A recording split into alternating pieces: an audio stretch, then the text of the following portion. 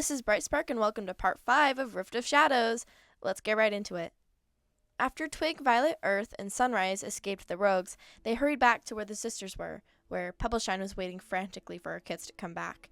They reluctantly told her and Moonlight, the leader of the sisters, and Earth's and Sunrise's mother, about the rogues that chased them, causing all of the sisters to panic.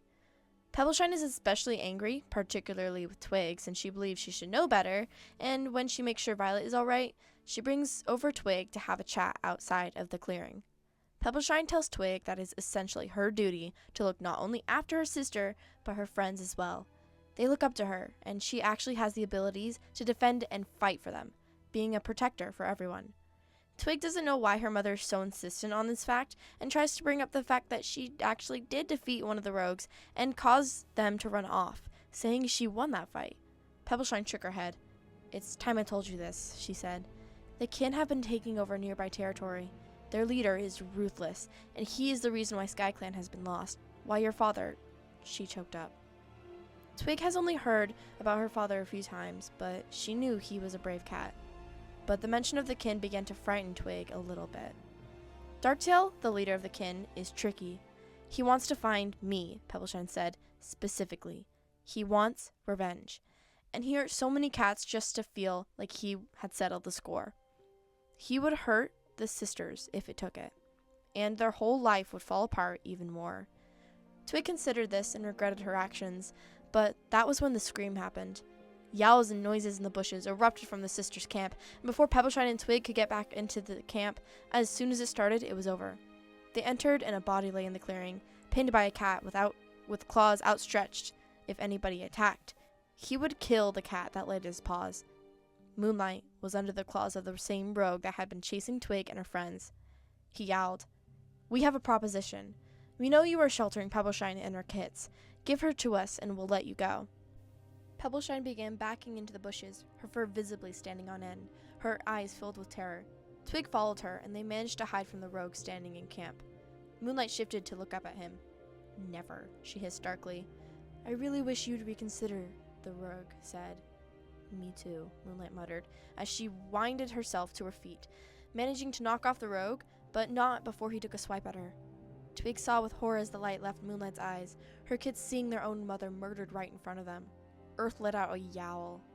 The rogue called out for the last time as everyone else started to yowl.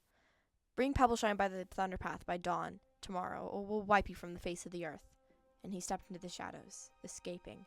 Twig moved to chase after him, but was held back by Pebbleshine, who simply shook her head, eyes still hollow with shock and grief. Moonlight had taken them in and helped them. Her death would be felt by everyone, but Twig needed to figure out how to fix things. Violet remembered the day after Moonlight had been killed to be an eventful one. First off, her head felt fuzzy the whole time, and she heard voices calling out to her. Earth. He was too upset.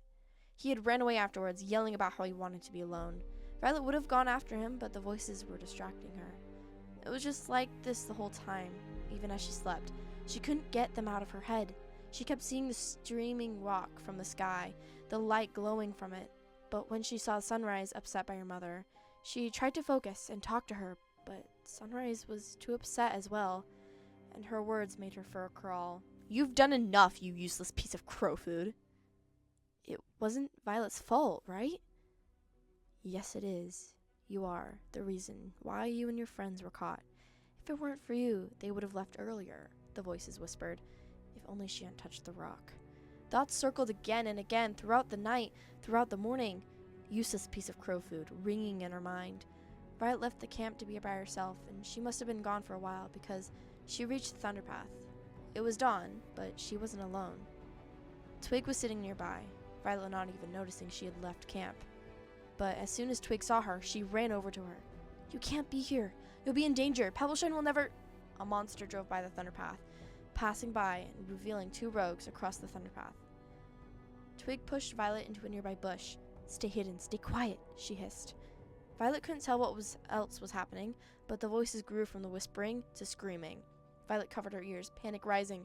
Her sister was going to get captured, and there was nothing she could do. She was talentless, weak. She was useless as crow food. Alright, that's it for today. If you stuck around this long, guess in the comments what's going to happen next and what show this is inspired from. Bye!